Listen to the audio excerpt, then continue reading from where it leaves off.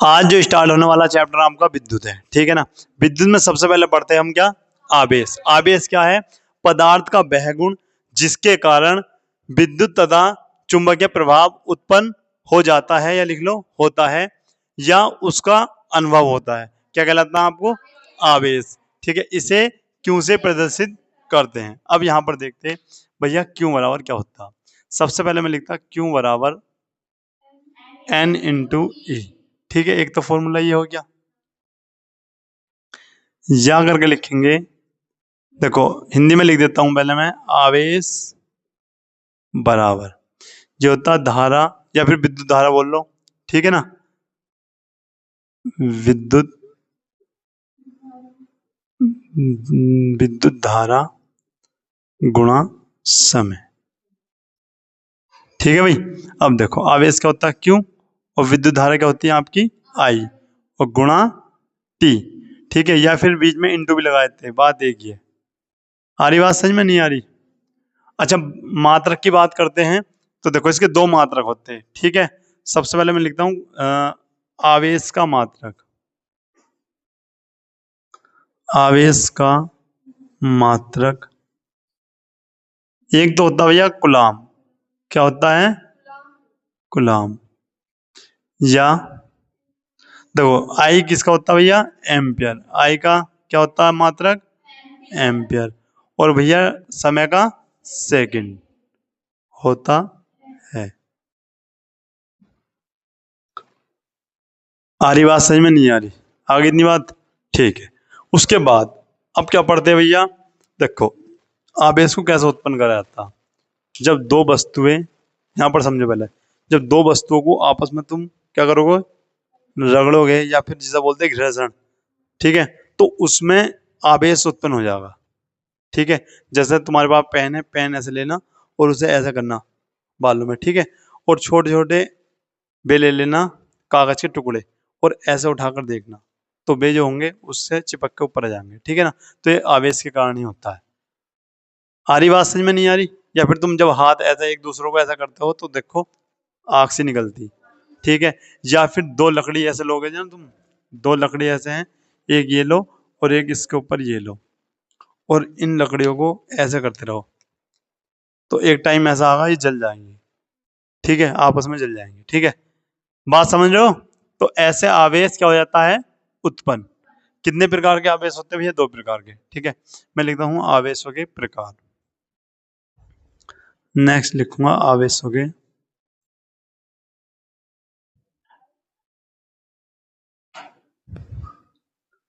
तो तुम कहोगे भैया कितने प्रकार के? दो प्रकार के। ठीक है, नंबर एक पे लिखा मैंने भैया आपका धनात्मक आवेश। धनात्मक आवेश। और नंबर दो पे होता भैया आपका ऋणात्मक आवेश। ऋणात्मक आवेश।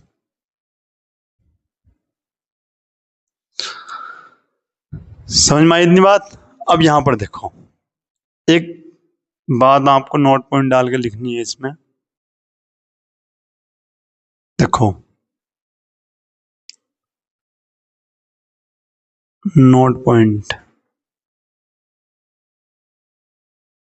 क्या चीज है भैया? नंबर एक पे लिखोगे धनात्मक आवेश, मैं लिखता हूं समान आवेश। समान आवेश एक दूसरे को, एक एक दूसरे को प्रतिकर्षित करते। क्या करते भैया? प्रतिकर्षित। दिख रहा है? प्रतिकर्षित करते हैं, करते हैं। समान आवेश एक दूसरे को क्या करेंगे? प्रतिकर्षित। ठीक है, दूर दूर क्या करेंगे? भागेंगे। समान कैसे भैया? चाहे वे दोनों क्या हो भैया? प्लस प्लस हो, या फिर दोनों कैसे हो भैया? Minus minus. अगर वे समान होंगे तो क्या करेंगे? एक दूसरे को प्रतिकर्षित करेंगे। ठीक है ना। नंबर दो पे यहां पर लिखता हूं विपरीत आवेश। विपरीत आवेश एक दूसरे को विपरीत आवेश एक दूसरे को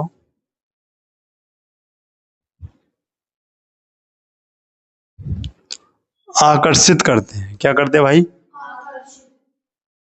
आकर्षित करते हैं, करते हैं। देखो इसे ऐसे ना लिख के चाहे तुम ऐसे भी लिख लो,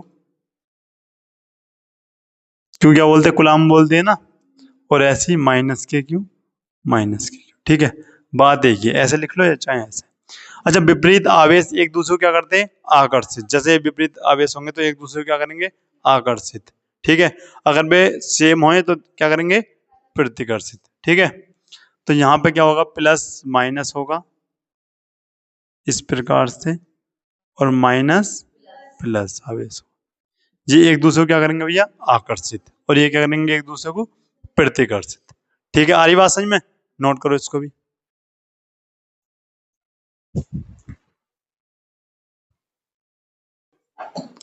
ठीक है, अच्छा एक क्वेश्चन अगर तुम्हारा आ गया वैसे, मैं यहाँ पर समझा देता हूँ। देखो देखो, अगर वो कहता है कि कुलाम का एसआई मात्रक क्या है, तो कुलाम का ऐसा, सॉरी आवेश का, कि आवेश का एसआई मात्रक क्या है, तो यहाँ पर लिखना है आपको आवेश का एसआई मात्रक। ये बहुत पूछे जाते हैं, एमसीक्यूज में आएगा।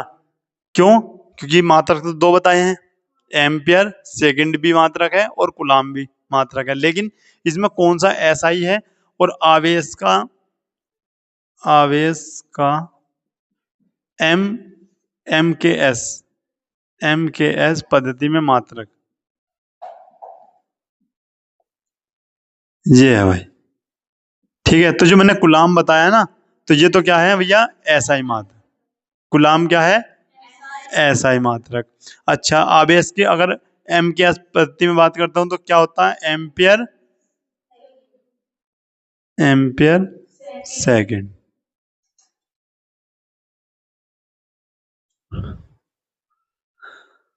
आगे बात समझ में तुम्हारी? ठीक है, अच्छा बीमा की बात करें तो, कि आवेश की बीमा क्या होगी? आवेश की बीमा, हालांकि तुम्हारे में नहीं आने की, मैं फिर भी बता रहा हूं, अगर आती है तो देखो। बीमा क्या होती? एम्पेयर को किससे डिनोट करता हूँ भैया? ए। इसका एम्पेयर को ए से और समय को टी से, तो एटी। एटी हो जाएगी इसकी क्या? बीमा। हाई बात समझ में? एम्पेयर को किससे डिनोट करोगे? ए से, और भैया समय को टी से, तो एटी क्या हो गई? ठीक है भाई, तो एटी क्या हो गई इसकी? बीमा, आवेश की बीमा। ठीक है, अब यहां पर देखते हैं, अब पढ़ते क्या हो आप? अब पढ़ते हैं विद्युत धारा।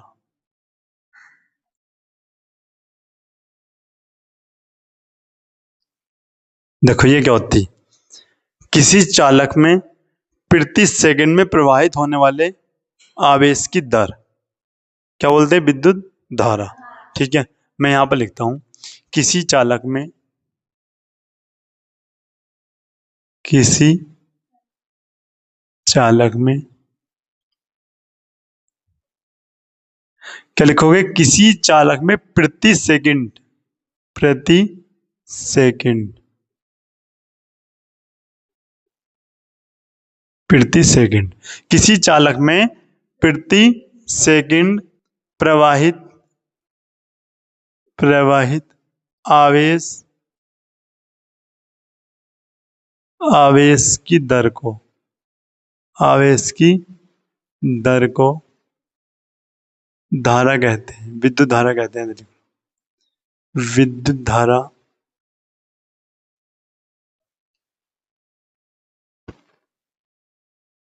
कहते हैं।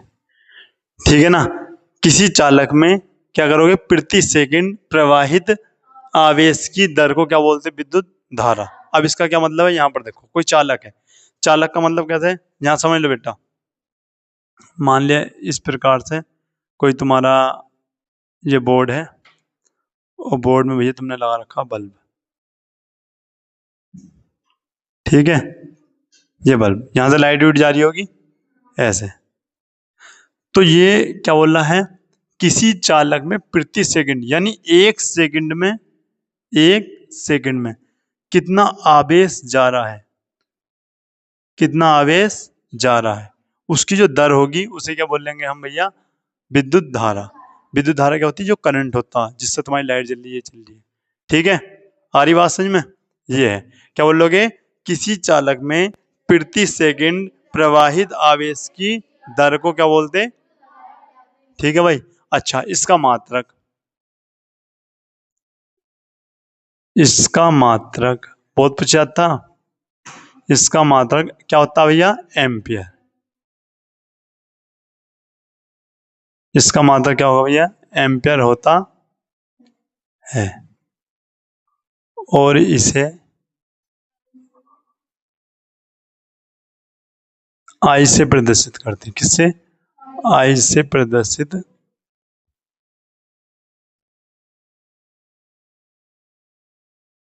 करते हैं। ठीक है भाई, आई बात समझ में नहीं आई? किससे प्रदर्शित करते हैं? आई से। हो जाएगी याद कि किसी भी चालक में प्रति सेकंड यानी एक सेकंड में जितने आवेश की दर जा रही है, जितने आवेश जा रहे हैं उसकी दर की क्या बुलाएगी आपको? विद्युत धारा। इसका मात्रा क्या होगा? एम्पियर होता है। किससे डिनोट करोगे भैया? आई से डिनोट करोगे। ठीक है, अब मैं क्या लिखता हूं देखो, आई बराबर, आई बराबर क्या लिखोगे भैया? Q upon T. Q upon T. अब बताओगे भैया ये कहां से आया? तो तुमने भी 2 मिनट पहले एक बात हमने पढ़ी थी, क्यू बराबर आई टी। अगर मुझे आई की वैल्यू निकालनी तो टी इसके नीचे जाएगा, तो आई बराबर क्यू अपॉन टी। ठीक है, इसका दूसरा मात्रक भी क्या होगा भैया? अब देखो दूसरा मात्रक निकाल दो मैं यहाँ पे। ये क्यू है यानी आवेश है, तो आवेश है इसलिए पहला क्या होगा? इसका मात्रक, इसका अन्य मात्रक, अन्य मात्रक। देखो यहां देखो, बनाना सीखो। ये आवेश है, क्यू है, तो ये क्या हो गया भैया आपका? कुलाम। ये टी है, देखो बटे का चिन्ह है, बटा लगा दिया, और भैया क्या हो गया आपका? सेकंड। तो कुलाम सेकंड क्या हो गया? इसका अन्य मात्रक। लेकिन मात्रक है क्या इसका? एम्पियर। ऐसा ही मात्रक क्या है आपका? ठीक है, अच्छा ये हो गया, मात्रक होता है। ठीक है भाई, अब यहां पर देखो, उसके बाद क्या करते भैया? आई बराबर, मुझे बताओ क्यू बराबर, तुमने इससे पहले क्या पढ़ा था अभी? एक तो आई टी पढ़ा था, क्यू बराबर आई टी, एक और पढ़ा था, बताओ। क्यू बराबर एन ई, एन ई, तो क्यू बराबर एन ई लगा दो यहाँ पे, या ऐसा लिख लो, चूंकि, चूंकि क्यू बराबर एन ई, ठीक है, इसीलिए, और आई बराबर क्या हो जाएगा आपका? एन ई बटे टी। हो जाएगा या नहीं हो जाएगा बताओ भाई? जहां क्यू था वहां क्या लिख दिया? इसका मान रख दिया। ठीक है, तो ये हो जाएगा। आ रही बात समझ में? ठीक है, नोट करो।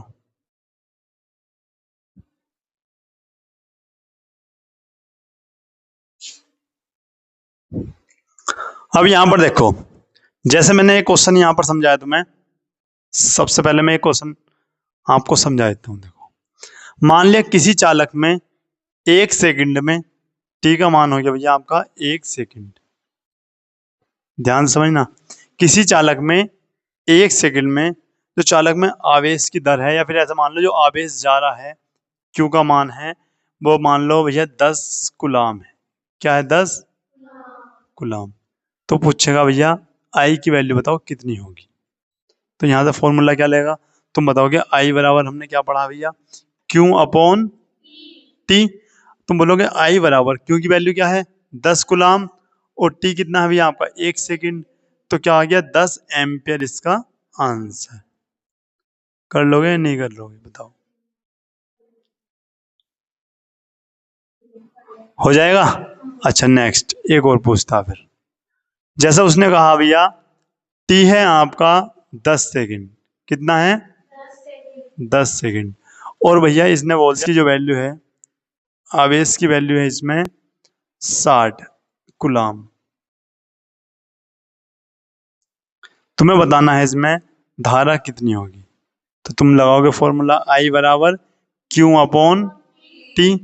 आई बराबर क्या हो गया 60/10, 0 से 0 कट गया आपका, आई बराबर 6 एम्पियर। देखो एम्पियर लिखो या फिर ए बना दो, बात एक ही है। आ रही बात समझ में? और एक चीज और नोट करो भैया, क्या लिखोगे, 1 मिली एम्पियर, 1 मिली एम्पियर बराबर 10⁻³ एम्पियर। ठीक है, उसके बाद ये आएगा भैया 1 माइक्रो एम्पियर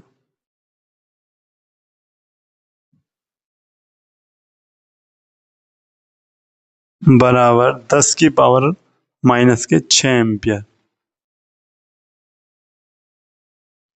कर सकते हैं ना? नोट करो इसको।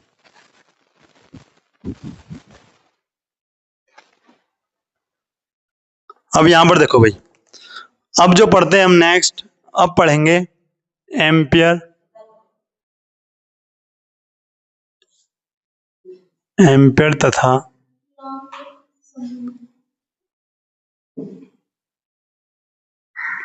कूलॉम में संबंध।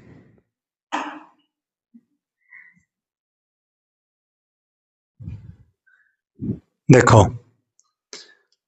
जब किसी परिपथ में, यहां पर देखो, यहां पर लिखो, जब किसी परिपथ में एक कूलॉम का आवेश, एक कूलॉम का आवेश 1 सेकंड के लिए, 1 मिनट, 1 सेकंड के लिए प्रवाहित होता है, प्रवाहित होता है, तब उसमें धारा का मान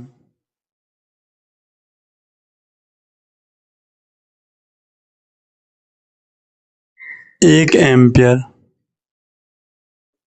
1 एम्पियर होगा।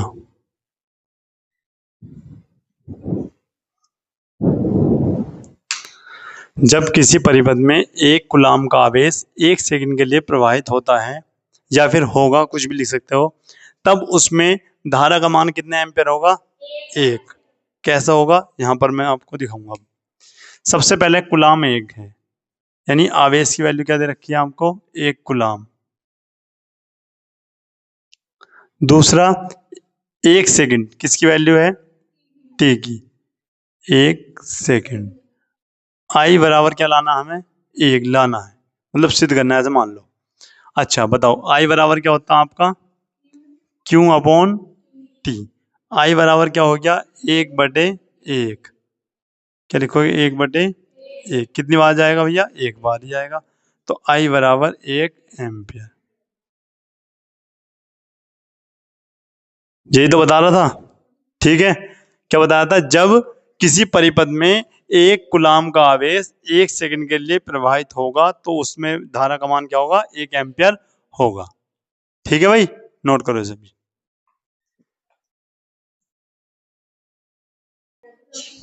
यहां पर देखो, अब आता है कि आपका विद्युत क्षेत्र, किसी आवेश के चारों ओर का वह अदृश्य क्षेत्र।